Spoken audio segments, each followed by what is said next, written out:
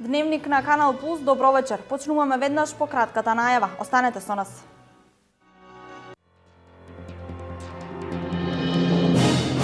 Фондот за здравствено осигурување воведува 3 нови електронски услуги. Барања за остварување на право на специјализирана медицинска рехабилитација, за рефундација за патни трошоци и рефундација на ортопедски помагала.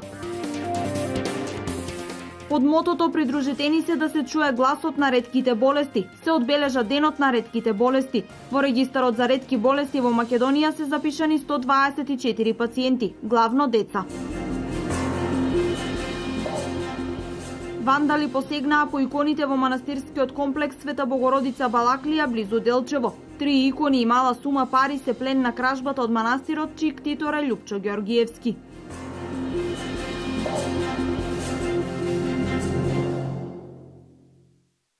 Започнуваме на тема здравство. Електронски барања за остварување на право на специјализирана медицинска рехабилитација, за рефундација за патни трошоци и за рефундација на ортопедски помагала се трите нови електронски услуги на Фондот за здравствено осигурување на Македонија. Со услугата за поднесување на барање по електронски пат за остварување на право на специјализирана медицинска рехабилитација се овозможува секој осигуреник да може да поднесе барање за остварување на право за рехабилитација по донесено мислење од лекарска комисија.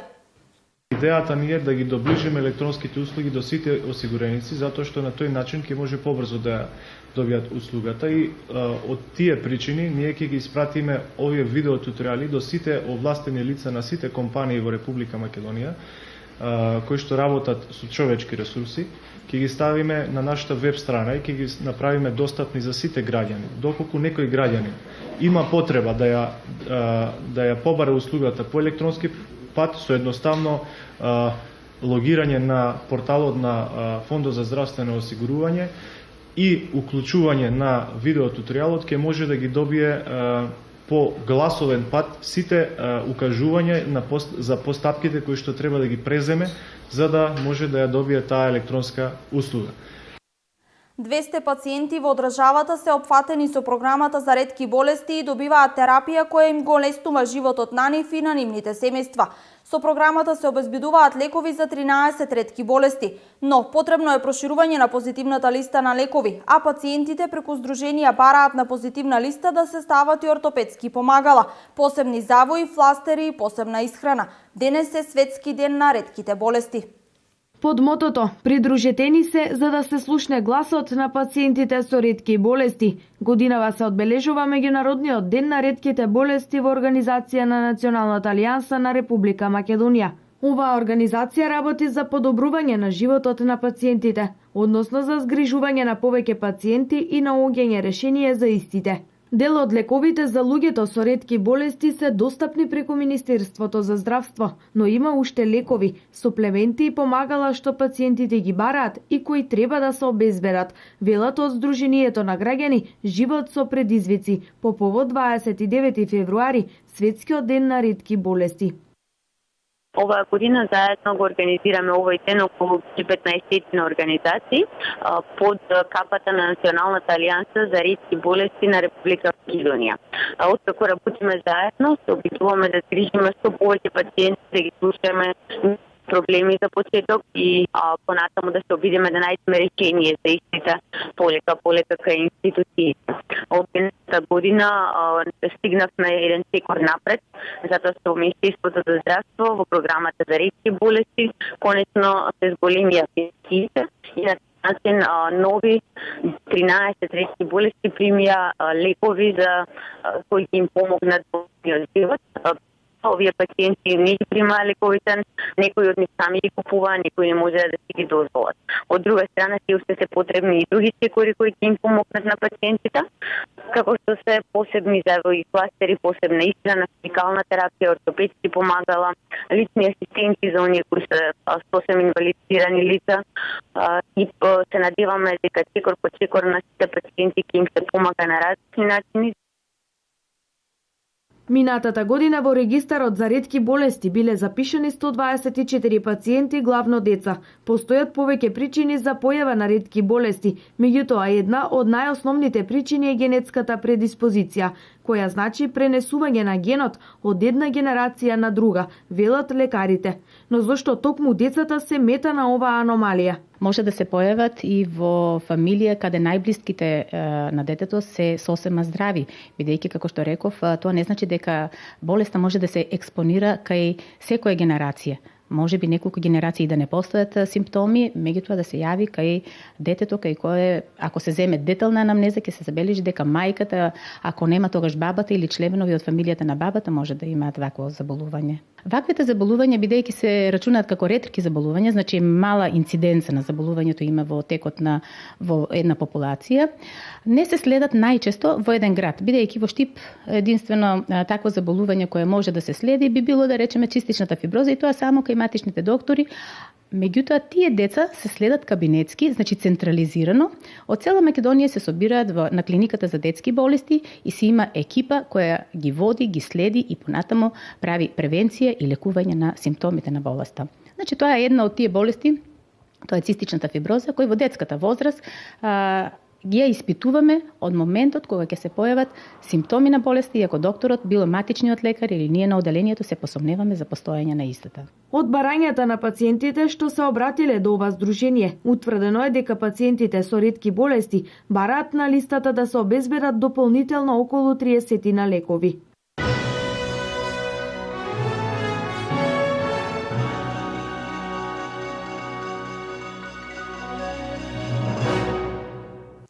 Заврши јавниот повик за доставување на барања за користење на средствата од програмата за финансиска подршка на руралниот развој за 2016 година. Најголема заинтересираност кај земјоделците од Кочани и регионот предизвикала мерката што се однесува за инвестиции во земјоделска опрема и механизација за житни индустријски култури. И за неа се пријавиле 118 земјоделци, бројка што е повеќе од двојно од минатата година. Од Агенцијата за поттикнување на развојот на земјоделството во Кочани истакнуваат дека процентот на враќање за оваа мерка е 50% од вкупната сума.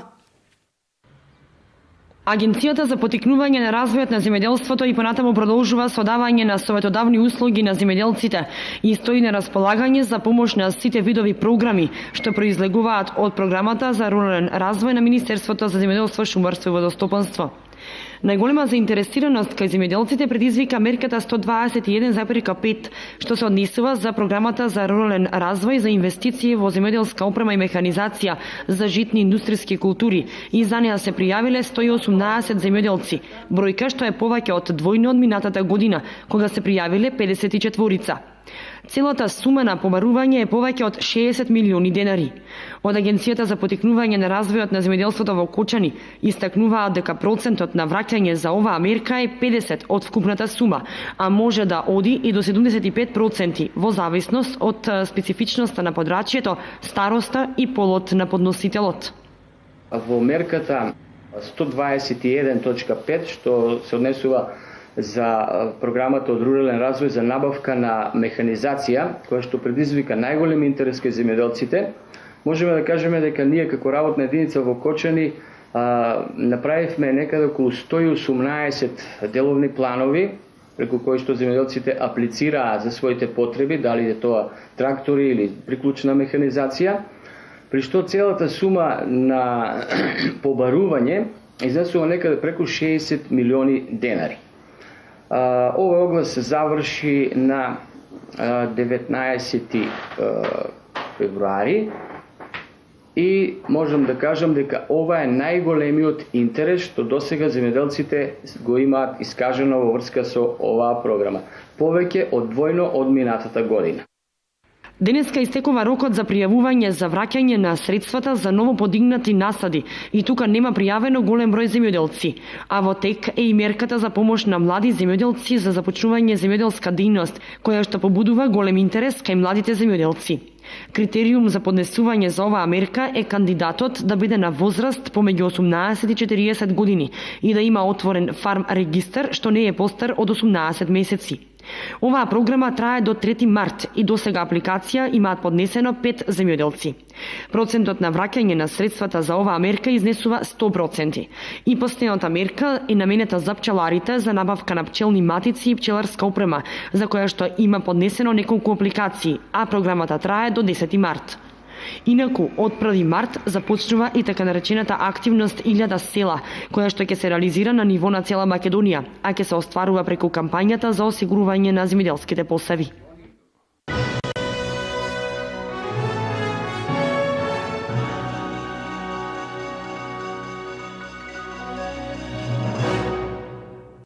Многу верувања има народот за денешниот престапен ден, но и за целата оваа престапна година. А она што има уште подолга традиција кај македонците, тоа е славењето на месецот март, месецот на пролетта и новиот живот. Мартинките со векови биле дарувани на саканите, штителе од болести и носеле среќа кај народот.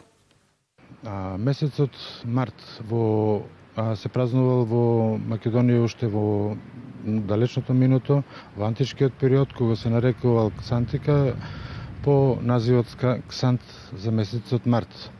Овој месец бил многу значаен за старите македонци, бидејќи и за него се вршеле припремени уште многу порано, кога луѓето ги шиеле своите свечени облеки за овој празник, ги припремале орудијата за земјоделието и како и орудијата за водење на војни и освојување на нови територии, односно ширење на македонската култура.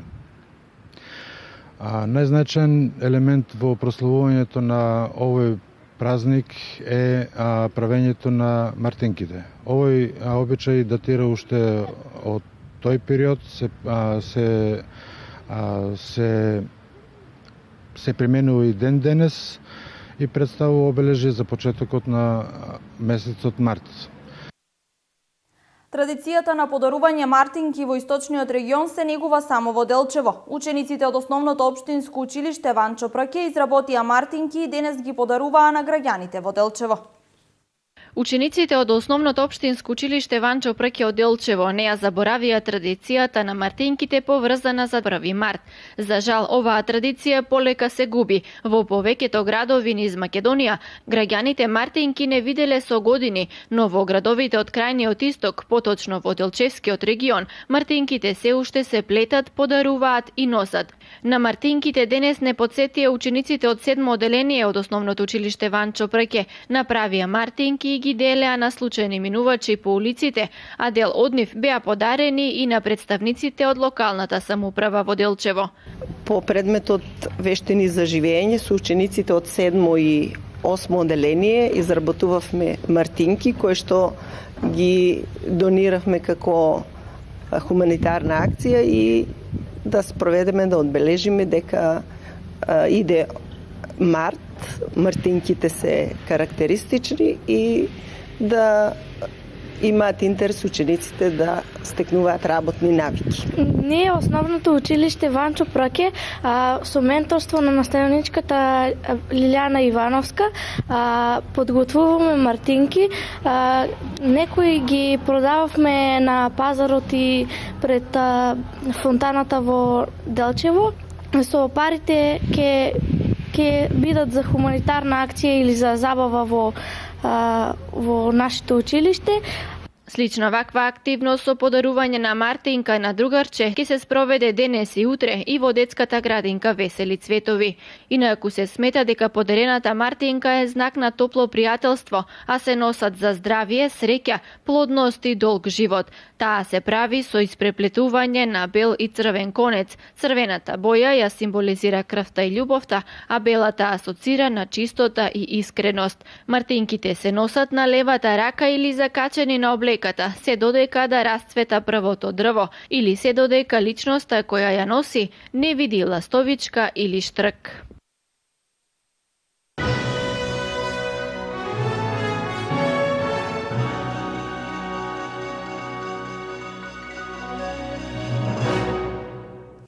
Правниот факултет при УГД формира научно списание од областа на правните, политичките и социолошките науки. Уредувачкиот одбор е меѓународен, па може да аплицираат и македонски и странски студенти. Списанието ќе се објавува 2 пати годишно. УГД со повик до студентите да доставуваат научни трудови. Научно списание наменето за сите студенти во Македонија, но и надвор од неа, формира правниот факултет на Универзитетот Гоце Делчев од Штип. Списанието со наслов Student Social Science Journal е наменет за студентите на прв, втор и трет циклус студии. Во ова списание студентите можат да ги објавуваат своите научни и стручни ракописи од 3 области: правни, политички и социолошки.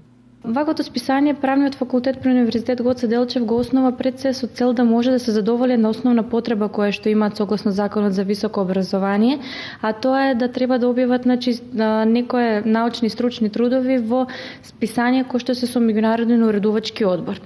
Student Social Science Journal е токму тоа, списание кое што има меѓународен уредувачки одбор и е основано да може студентите да ја задоволат оваа потреба од Законот за високо образование, но исто така доколку дошле до некакви резултати или нешто сакаат да објават, да може тоа да го сторат во текот на студиите. Студентите, освен на македонски, своите трудови може да ги објавуваат на неколку јазици 2 пати во годината. Првенствено на македонски, англиски, руски, италијански, српски и хрватски. Отворено е за студентите во нашите универзитети, меѓутоа исто така и за студенти ширум светот. Повикот трае до 1 април за првиот број од списанието, а понатаму ќе имаме и втор повик кој што ќе биде за списанието во октомври. Сите подетални информации студентите може да ги добијат на официјалната страна на универзитетот. Помина уште една успешна собирна акција на Општинската организација на Црвениот крст Кочани. Децата од детската градинка Павлина Велјанова, заедно со родителите и воспитувачките од градинката, собираа облека, обувки и играчки за децата од социјално ранливите семејства. Уште една успешна собирна акција на Општинската организација на Црвен крст Кочани во соработка со детската градинка Павлина Велјанова. Децата и родителите собираа обувки, облека и играчки за децата од социјално ранливите категории семејства.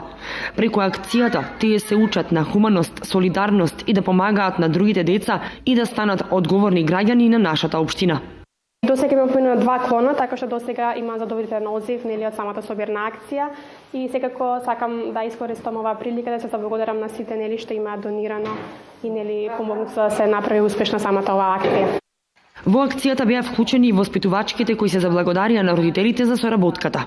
Да им се заблагодариме на родителите што денеска излегоа многу хумани во собирањето и донирањето на облека. Сите дечиња дадоа голем придонес, дадоа многу облека, обувки и тоа за најразлична возраст. Освен собирната акција преку едукативни работилници, децата од детската градинка Павлина Велјанова учеа за активностите и работата на Црвениот крст. Денеска заеднички реализираме активности, тоа е дисеминација за Црвен крст на дечиња од предучилишна возраст, каде што самите дечиња преку игра, боенки ќе научат за самата организација што работи, секако ќе се запознаат со самиот емблем што го користи самата организација. Волонтерите од Црвен крст на Република Македонија, Општинска организација Кочани, и понатаму продолжуваат со ваквите активности. В среда ќе ги посетат и другите 2 клона на градинката, каде што ќе одржат работилници за изучување на работата на Црвениот крст.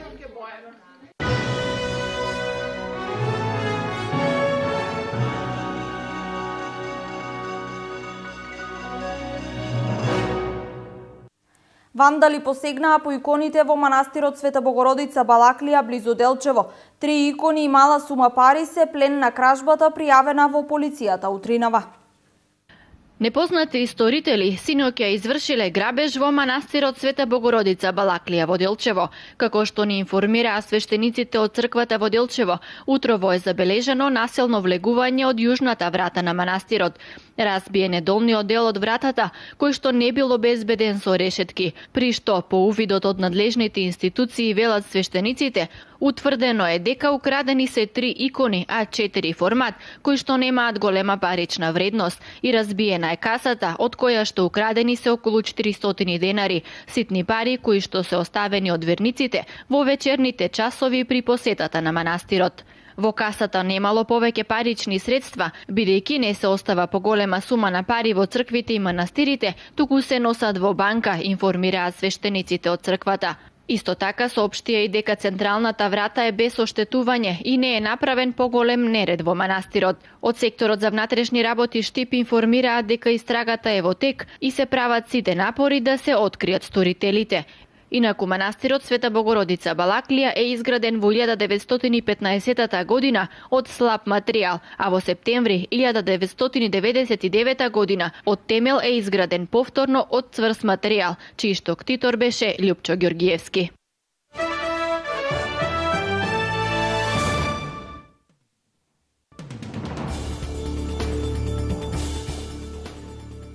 Бројот на загинати во двата самоубиствени бомбашки напади на пазар во шиитскиот дел на Багдад се зголеми на 70, додека над 100 лица се повредени, соопштија полициски и медицински извори.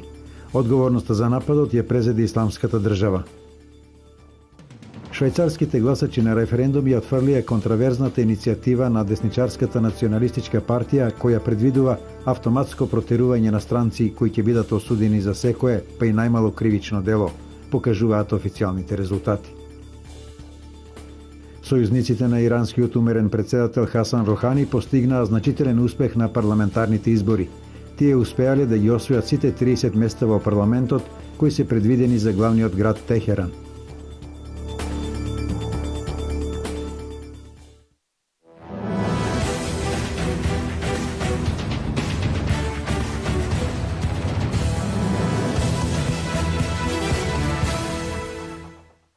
Носителот на бронзен медал од првите европски олимписки игри во Баку, Емил Павлов од Штип се закети со злато на Балканското првенство во карате во Истанбул, Турција, кое се одржа изминатиот викенд.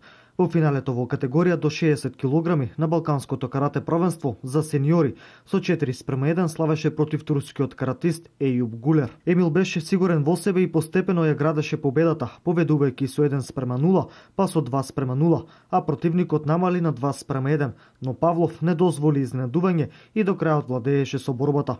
Тој зголеми на 3:1, а потоа и на 4:1. Во првата средба Павлов го совлада турскиот репрезентативец Океш Тасоглу со 3:0, потоа Милош Џаковиќ од Србија со 4:1, а во полуфиналето го совлада и вториот турски надпреварувач Ерај Самдан со 1:0. Најдобриот каратист Емил Павлов го освои вториот златен медал на Балканскиот шампионат за Македонија. Инаку Македонија го освои и сребрениот медал во борби екипно на Балканското првенство во Истанбул, Турција.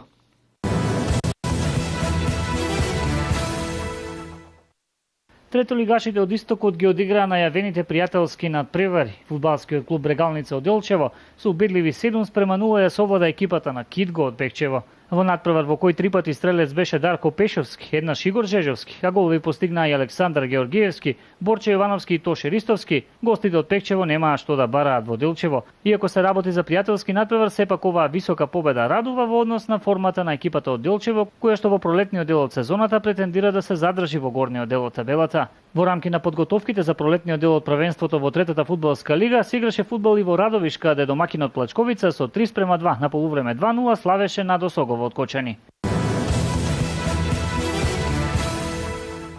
Започна пролетниот дел од надпреварувањето во јуниорските и младинските ракометни конкуренции. Ракометниот клуб од Делчево викендов играше 3 надпревари. Во Вардар јуниор лигата ракометарките во генерацијата 2000-2001 со 10 голови разлика славеа над екипата на Академија 2, во генерацијата 2002-2003 во склоп на Академија 1 тие беа подобри од екипата на Кастратовиќ 1. Ракометарките пак во младинска конкуренција на домашен терен во салата при средното општинско училиште Методи Митевски Брицо во цврст надпревар ја совлада екипата на Кичево 2010 со резултат 21-18. Иако играта на делчевчанки не беше толку убедлива, сепак не дозволија изненадување на свој терен и бодовите останаа во Делчево. По овие надпревари наредниот викенд започнуваат возбудувањата и во кадетската машка и женска пионерска лига.